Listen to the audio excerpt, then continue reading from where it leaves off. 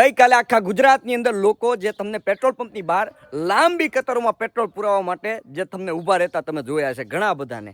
અને લાંબી કતારોમાં હરેક જિલ્લાની અંદર, હરેક તાલુકાની અંદર તમે લાંબી કતારોમાં લોકોને ઊભા રહેતા જોયા છે. એક સામાન્ય અફવા જે કેટલું ઉગ્ર સ્વરૂપ ધારણ કરી લેશે ને એની ઉપરથી આ વાત એક નક્કી થાય છે. તમે જુઓ તો ખરા, એક નાની એવી અફવા, એક ગાડરિયા પ્રવાહની પાછળ બધા લોકો દોડ્યા જાય છે. આવું કોઈ પણ વસ્તુ નથી ભાઈ. પૂરતો પુરવઠો જે ધીરે ધીરે આવતો જાય છે, બરાબર છે. આવી આપણે અફવામાં આવી જાય ને આપણે ઘરે સંગ્રહ કરીને રાખીએ તો ઉડતાનું જે જથ્થો છે એ તમારા ઘરે તમે સંગ્રહ કરીને બેસી જાઓ છો. જેને જરૂર છે એને મળશે નહીં. એટલે આ એકદમ અયોગ્ય વસ્તુ છે.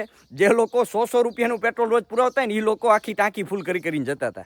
આ એકદમ અયોગ્ય વસ્તુ છે ભાઈ. કારણ કે પેટ્રોલ પંપવાળાએ એક નિશ્ચિત કર્યો હોય એટલે એની પાસે ટાંકા હોય. પછી ટાંકા પૂરા થઈ જાય તમને એમ થાય કે લે આ તો પેટ્રોલ પૂરું થઈ ગયું, પણ એવું ન હોય ભાઈ. એને રોજના એ ટાંકા બંધાવેલા હોય, બરાબર છે. એટલે આ વાતનું ખાસ ધ્યાન રાખવું ને એમ કાંઈ પેટ્રોલ પૂરું થવાનું નથી. અને આજે પણ ઘણા બધાને મેં જોયા છે લાઇનમાં કગારમાં ઊભા રહેતા. આ વસ્તુ એકદમ ખોટી છે, બરાબર છે. હવે આમાં કોઈ પણ વ્યક્તિને બિચારાને ઇમરજન્સી હોય તો એને કઈ લાઈન લેવાની? એ અહીંયા પેટ્રોલ પંપ સુધી પહોંચી ન શકે, ત્યારે એના ઘરની પરિસ્થિતિ તમને ન ખબર હોય.